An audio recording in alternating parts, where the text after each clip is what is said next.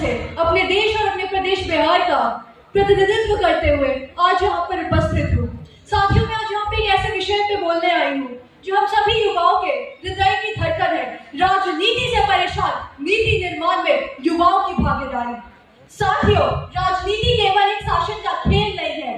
राजनीति केवल संसद की दीवारों में कैद नहीं है। राजनीति केवल कुर्सियों और कैबिनेट की चाबियों तक सीमित नहीं है। शासन वो शक्ति है जो जन की आकांक्षाओं को नीति में बदलती है और नीति को राष्ट्र की प्रगति में ढालती है। साथियों, भारत की महिमा का गान बृहस्पति आगम में भी लिखा हुआ है, स्वयं उत्तर स्वयं हिमाद्रि दीक्षम तद्देव निर्मितम हिंदुस्तानम प्रक्षते। अर्थात समुद्र के उत्तर में और हिमालय के दक्षिण में जो भूमि है वो देवताओं द्वारा निर्मित एक पवित्र भूमि है और वही हिंदुस्तान कहलाता है।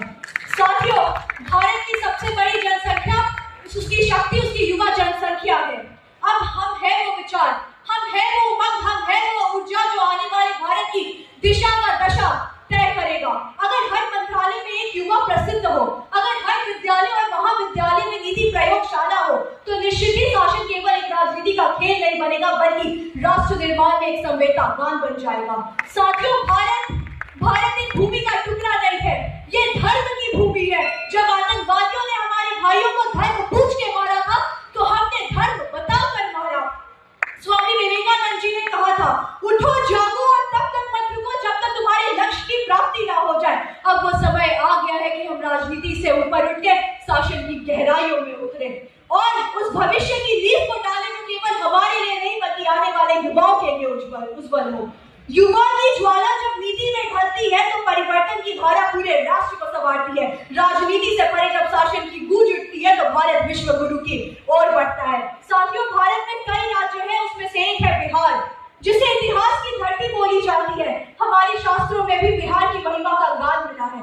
गंगा या कुल स्वयं नालंदा ज्ञान धर्म तद्देव पूजितम क्षेत्रम बिहार प्रतिकरम। ये वही भूमि है जहाँ वैशाली में पहला गणराज जन्मा। ये वही धरा है जहाँ गौतम बुद्ध ने ज्ञान की ज्योति पढ़ाई। ये वही मिट्टी है जहाँ चाणक्य ने राजनीति और नीति का पाठ पढ़ाया। और ये वही जगह है जहाँ सम्राट अशोक ने युद्ध से शादी की और जीवन को मोड़ा। ये वही धरती है जहाँ चंपारण के खेतों में महात्मा गांधी की सत्याग्रह की गूंज उठी। साथियों, बिहार जो शिक्षा से जाना जाता था, बिहार जिसने हर अलग अलग कदम पे इतिहास मिला था, आज वो बिहार एक पिछड़ा राज्य बन के रह गया। बिहार जो बुद्धिमानों की धरती है, आज वो बिहार एक गाली बन गया है। ये बिहार है जिसे राजनीति की धरती कहलाती है।